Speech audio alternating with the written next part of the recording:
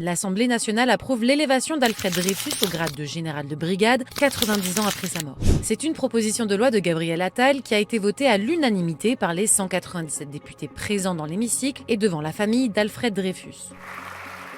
En élevant au grade de général Alfred Dreyfus, la République aura réparé une erreur. Alfred Dreyfus, juif d'origine alsacienne, s'est engagé dans l'armée française en 1880 et a été nommé capitaine 9 ans plus tard. Sauf qu'en 1894, sur fond d'antisémitisme, il est accusé d'avoir livré aux Allemands des documents secrets. Il est condamné pour trahison et contraint à l'exil sur l'île du Diable en Guyane. Cette affaire a suscité plusieurs années de débats au sein de la société française, mais ce n'est que 12 ans plus tard, en 1906, qu'un arrêt de la Cour de cassation l'innocente et Alfred Dreyfus réintègre l'armée au rang de chef d'escadron, un grade inférieur à celui qu'il occupait avant d'être accusé à tort. Alors que la question d'une réhabilitation totale du capitaine a longtemps été occultée, c'est en 2006, lors d'un hommage de la nation en son honneur, que Jacques Chirac, président de la République, reconnaît que justice ne lui a pas complètement été rendue. En 2021, Emmanuel Macron avait estimé que c'était à l'institution militaire, dans un dialogue avec les représentants du peuple français, de nommer Alfred Dreyfus général à titre posthume.